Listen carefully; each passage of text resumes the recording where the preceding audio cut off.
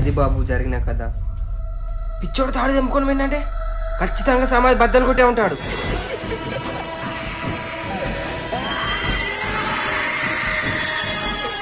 ఇప్పుడు ఏం చేద్దామంట పకిరయ్య? దీనికి ఎందుకు భయపడుతున్నావు చంద్రమ్మ? పశుపతి బయటకు వచ్చినా మన చేసిన వేసేస్తాడు కదా వాడిని. రే మీకు ఎన్నిసార్లు చెప్పాలి, నేను చేసిన కాదంటే మీకు అర్థం కావట్లేదా? వాడు నిన్ను మహల్ కాడికి రప్పించడం అబద్ధమా? నిజం. వాడి బ్రాండ్ తాగిచ్చి చంపుతానడం అబద్ధమా? నిజం. అలాంటప్పుడు నువ్వే చేయ అనేది కూడా నిజం. అది నిజం కాదు, నేను చేసిన కాదు. చంద్రమ్మ అరే నీ అబ్బా చూడు చూసావా, నువ్వు నా కోటనే మూత కూడా వీకలేవురా. చెప్పు చెప్పు చేసిన నీకు తెలుసు అని ఎలా అంతం చేయరు. వాడిని చంపే ఆయుధం ఉంది, బద్వాల్ గ్రామం అవతల ఒక అడవిలో ఉంది.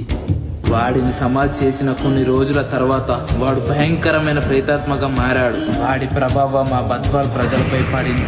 ఎవరు ఓసి తాగిన వెంటనే కక్కుకునేవారు.